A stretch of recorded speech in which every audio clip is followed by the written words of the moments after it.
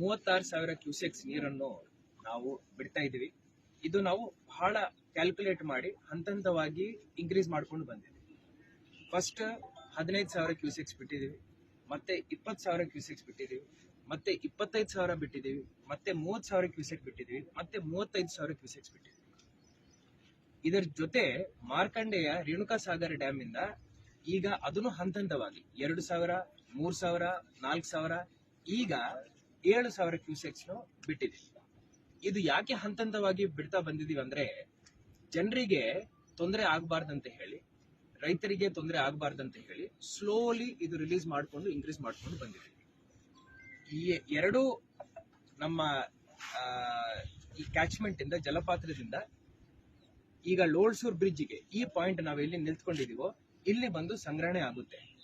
ಇಲ್ಲಿ ಒಟ್ಟು ಸೇರಿ ಕ್ಯಾಚ್ಮೆಂಟ್ ನೀರು ಇರ್ಬೋದು, ಎರಡು ನದಿಗಳ ನೀರು ಇರ್ಬೋದು, ಡ್ಯಾಮ್ ಇಂದ ಏನ್ ರಿಲೀಸ್ ಮಾಡಿದೀವಿ ಆ ನೀರು ಇರ್ಬೋದು, ಒಟ್ಟು ಸೇರಿ 66,000 ಕ್ಯೂಸೆಕ್ಸ್ ನೀರು ಈಗ ಹರಿತಾ ಇದೆ. ತಾವು ನಮ್ಮ ಹಿಂದ್ಗಡೆ ನೋಡ್ಬೋದು, ಈಗ ಲೋಳ್ಸೂರ್ ಬ್ರಿಡ್ಜ್ ಈಗ ಜಸ್ಟ್ ಮುಳುಗಡೆ ಆಗಿದೆ. ಇದಕ್ಕೆ ಪರ್ಯಾಯ ವ್ಯವಸ್ಥೆ ಆಲ್ರೆಡಿ ನಮ್ಮ ತಹಶೀಲ್ದಾರ್ ಅವರು ಮಾಡ್ಕೊಂಡಿದ್ದಾರೆ. ಬ್ಯಾರಿಕೇಡಿಂಗ್ ಇಟ್ಟಿದ್ದೀವಿ. ತಮ್ಮ ಪ್ರೇಕ್ಷಕರಿಗೆ ತಮ್ಮ ಮುಖಾಂತರ ನನ್ನ ಮನವಿ ಏನಂದ್ರೆ, ಈಗ ನಿನ್ನೆ ಇವತ್ತು ರೆಡ್ ಅಲರ್ಟ್ ಘೋಷಣೆ ಆಗಿದೆ. ರೆಡ್ ಅಲರ್ಟ್ ಈಗ ನಡೀತಾ ಇದೆ.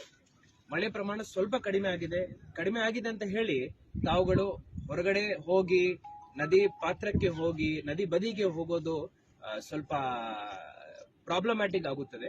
ಅದರಿಂದ ಎಲ್ಲರೂ ಸುರಕ್ಷಿತವಾಗಿರ್ರಿ. ನಮ್ಮ ರೈತ ಬಾಂಧವರಿಗೆ ತಮ್ಮ ಪ್ರೇಕ್ಷಕರಾಗಿರ್ತಾರೆ, ಅವರಿಗೆ ಹೋಗಿ ಬೋರ್ವೆಲ್ ಆನ್ ಮಾಡೋಣ ಅಂತ ಹೇಳಿ ನದಿ ಬದಿಗೆ ಹೋಗೋ ಏನು ಅದೊಂದು ಅಭ್ಯಾಸ ಇದೆ. ಈಗ ರೆಡ್ ಅಲರ್ಟ್ ಇದ್ದಾಗ ಅದನ್ನು ಸ್ವಲ್ಪ ಅವರು ಅವಾಯ್ಡ್ ಮಾಡಬೇಕಂತ ಹೇಳಿ ನಾನು ಕೋರ್ಕೊಳ್ತಾ ಇದ್ದೀನಿ. ಈಗ ನಿನ್ನೆ ಗೋಕಾಕಲ್ಲಿ ದುರದೃಷ್ಟವಶಾತ್ತು ಒಂದು ಮರಣ ಆಗಿದೆ. ಒಬ್ಬ ಮಹಿಳೆ, 57 ವರ್ಷದ ಮಹಿಳೆ, ಶಿಥಿಲಾವಸ್ಥೆಯಲ್ಲಿ ಅವರ ಮನೆ ಇತ್ತು. ಪಾಪ ಮನೆ ಬಿದ್ದು ಅವರು ತೀರ್ಕೊಂಡಿದ್ದಾರೆ. ಸರ್ಕಾರದಿಂದ ಹಾಗೂ ಜಿಲ್ಲಾಡಳಿತದಿಂದ ನಾವು ಅವರ ಕುಟುಂಬಸ್ಥರಿಗೆ ಸಾಂತ್ವನವನ್ನು ಹೇಳ್ತಾ ಇದ್ದೀವಿ. ಜೊತೆಯಲ್ಲಿ ನಾವು ತಹಶೀಲ್ದಾರ್ ಅವರಿಗೆ ಹೇಳಿದ್ದೀವಿ ಹಾಗೂ ಸ್ಥಳೀಯ ಶಾಸಕರಿಗೂ ನಾವು ಮಾಹಿತಿಯನ್ನು ನೀಡಿದ್ದೀವಿ. ಪರಿಹಾರವನ್ನು ತಕ್ಷಣವೇ ಬಿಡುಗಡೆ ಮಾಡಬೇಕಂತ ನಾವು ಹೇಳಿದ್ದೀವಿ. ಅವರು ಮಾಡ್ತಾರೆ. ಜೊತೆಯಲ್ಲಿ ಅವರ ಸಂಬಂಧಿಕರು ಇಬ್ಬರಿಗೆ ಸ್ವಲ್ಪ ಗಾಯ ಆಯಿತು. ಅವರಿಗೆ ನಾವು ಹಾಸ್ಪಿಟಲ್ಗೆ ಸೇರಿಸ್ಕೊಂಡಿದ್ದೀವಿ. ಅಲ್ಲಿನೂ ಉಚಿತವಾಗಿ ಎಲ್ಲ ನಾವು ಟ್ರೀಟ್ಮೆಂಟ್ ಕೊಡಿಸ್ತಾ ಇದ್ದೀವಿ. ಹಾಗೂ ಡಿಸಾಸ್ಟರ್ ಮ್ಯಾನೇಜ್ಮೆಂಟ್ ಆಕ್ಟ್ ಅಡಿಯಲ್ಲಿ ಸ್ವಲ್ಪ ಅವರಿಗೆ ಪರಿಹಾರ ಕೊಡ್ಲಿಕ್ಕೂ ಅವಕಾಶ ಇದೆ. ಅದಕ್ಕೆ ಸ್ವಲ್ಪ ರೂಲ್ಸ್ ಇದಾವೆ. ಅದರ ಬಗ್ಗೆನೂ ನಾನು ತಹಶೀಲ್ದಾರ್ ಅವರ ಜೊತೆ ಚರ್ಚೆ ಮಾಡಿದ್ದೇನೆ. ಈಗ ನಮ್ಮ ಜಿಲ್ಲೆನಲ್ಲಿ SDRF, NDRF ತಂಡಗಳನ್ನು ನಾವು ಸಿದ್ಧ ಮಾಡ್ಕೊಂಡು ಇಟ್ಕೊಂಡಿದ್ದೀವಿ. SDRF ತಂಡ ನಮ್ಮ ಜಿಲ್ಲೆನಲ್ಲಿ ಸ್ಟೇಷನ್ ಇರುತ್ತೆ, ಸೊ ಅದೇನು ತೊಂದರೆ ಇಲ್ಲ.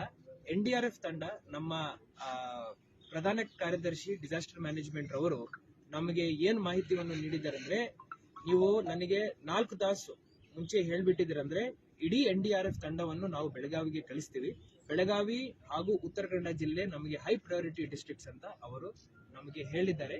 ಅದರ ಪ್ರಕಾರ ನಾವು ಎಲ್ಲ ಕಡೆ ಹೋಗಿ ನೋಡ್ತಾ ಇದ್ದೀವಿ. ನಾನಿರ್ಬೋದು, ನನ್ನ CO ಅವರು ಇರ್ಬೋದು, ಹಾಗೂ ಪರೀಕ್ಷಾರ್ಥಿ IAS ಅಧಿಕಾರಿಗಳಿರ್ಬೋದು, ಎಲ್ಲ ತಹಶೀಲ್ದಾರ್ಗಳು, EOಗಳು ಹಾಗೂ ಆರೋಗ್ಯ ಇಲಾಖೆ ಸಿಬ್ಬಂದಿಗಳು ಎಲ್ಲರೂ ನಾವು ಫೀಲ್ಡ್ ನಲ್ಲೇ ಇರ್ತೀವಿ. ಎಲ್ಲ ಎಲ್ಲ ಪರಿಹಾರ ಕೇಂದ್ರಗಳಿಗೆ ಹೋಗಿ ಭೇಟಿನೂ ಕೊಡ್ತೀವಿ. ಈಗ ಇವತ್ತು ಗೋಕಾಕಲ್ಲಿ ಈ ಲೋಳ್ಸೂರ್ ಬ್ರಿಡ್ಜ್ ಏನ್ ಮುಳುಗಡೆ ಆಗಿದೆ, ಈ ನೀರಿನ ಪ್ರಮಾಣದಿಂದ ಈಗ ಗೋಕಾಕಲ್ಲಿ ಸರಿಸುಮಾರು 200 ಮನೆಗಳಿಗೆ ತೊಂದರೆ ಆಗಿದೆ. 200 ಮನೆಗಳಿಗೆ ತೊಂದರೆ ಆಗಿದೆ. ಅವರಲ್ಲಿ ಯಾರ್ಯಾರು ನಮ್ಮ ಪರಿಹಾರ ಕೇಂದ್ರಕ್ಕೆ ಬರ್ಲಿಕ್ಕೆ ಸಿದ್ಧರಿದ್ದಾರೋ ಅವನ್ನ ಈಗಾಗಲೇ ನಾವು ಶಿಫ್ಟ್ ಮಾಡ್ಕೊಂಡಿದ್ದೀವಿ. ಇಲ್ಲಿಂದ ನಾವೆಲ್ಲರೂ ನಮ್ಮ ತಂಡದವರು ಅಲ್ಲಿ ಹೋಗಿ ಅಲ್ಲಿ ವೀಕ್ಷಣೆ ಮಾಡ್ತೀವಿ. ಅವರಿಗೆ ಏನಾದರೂ ಬೇಕಾಗಿದೆ ಅಂದ್ರೆ ಆ ಸವಲತ್ತಲ್ಲಿ ಅಲ್ಲಿ ಕಲ್ಪಿಸಲಿಕ್ಕೆ ಹೋಗಿ ಪ್ರಯತ್ನ ಮಾಡ್ತೀವಿ. ಪ್ರಶ್ನೆ ಏನಾದರೂ